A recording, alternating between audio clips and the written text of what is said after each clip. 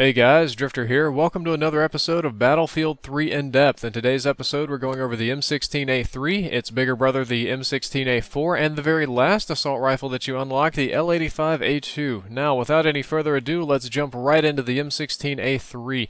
This is available right from the start, as long as you're on the American side, so it's most often directly compared to the AK-74M.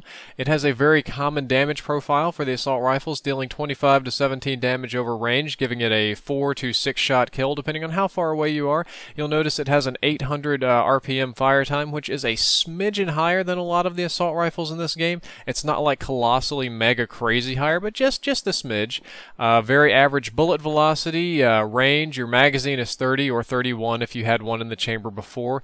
Your reload time, depending on if you've got bullets in the chamber, if it's empty, or what kind of motion you're going on with the threshold, it's going to be about 2 seconds.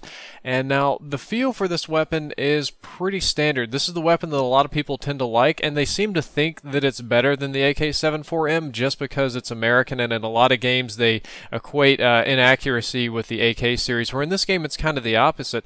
The AK-74M is actually more accurate than this weapon, but it fires slower, so it has a lesser time to kill.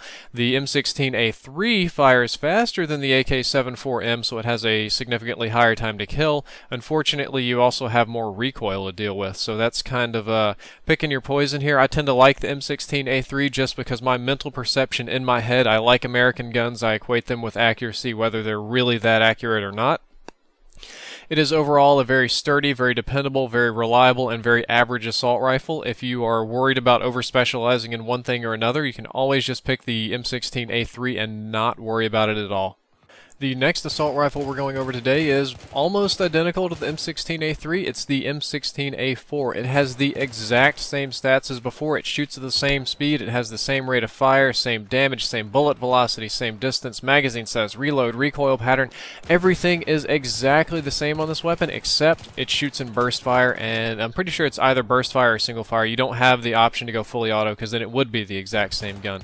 The M16A4 is very similar feeling to the other one, of course. The burst fire doesn't burst any faster. That 800 RPM is not a faster conglomerate speed. That is the speed of the burst. Thankfully, in Battlefield, unlike Call of Duty, you can kind of overburst a little bit. There's not as big a delay between your shots in burst fire weapons, or it's not as hard-coded in.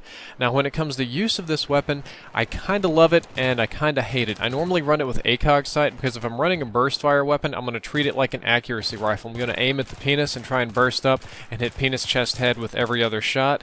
That being said, this weapon is awful at close range. If you use this weapon for close quarters combat, you are going to get raped. You are just going to get molested, and it will be awful. If you use it for extremely long range combat, chances are you're only going to hit one of your 3 bullets in the burst. However, medium range combat is really where this weapon excels.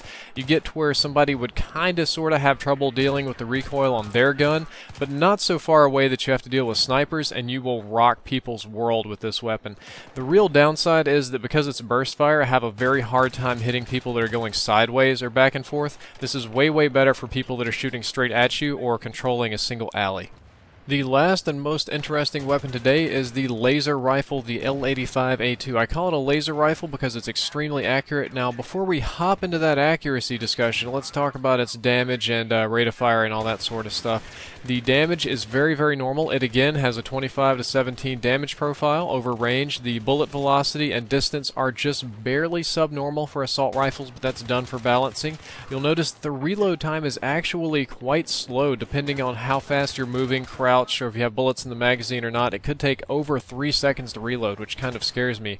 Now, the biggest and most interesting 2 attributes about the L85 are that very slow fire rate of 650 RPM, but then if you move over to the recoil plot and that bottom number down there, the decrease of 22 is very good. That means it decreases or goes back to center very quickly in between shots and in between bursts. So if you pull your finger off the trigger or off the mouse click, it'll go back to center very quickly. Once what this is going to mean is when you combine that with the very low rate of fire, this is an extremely, extremely accurate weapon. I don't know how to say this. The L85 is practically a laser. It does drift a little bit to the left when you're shooting it, but the recoil is very simple, very easy to master, very easy to work and burst. Unfortunately, because of that low fire rate, it also has a very low time to kill, so for close range engagements, it's pretty risky. Medium to long range, this gun is super dangerous. That's why I normally run it with an ACOG scope, because I can really just wreck people at long range. I can almost go counter sniper with this weapon. It's effective enough. If you want to put a rifle scope on it or an infrared, it might also work. Also pretty good with the dot sight. Iron sights on this gun, not such a big fan of. Run it with ACOG, use it at medium to long range engagements, and you will utterly destroy people, I promise you.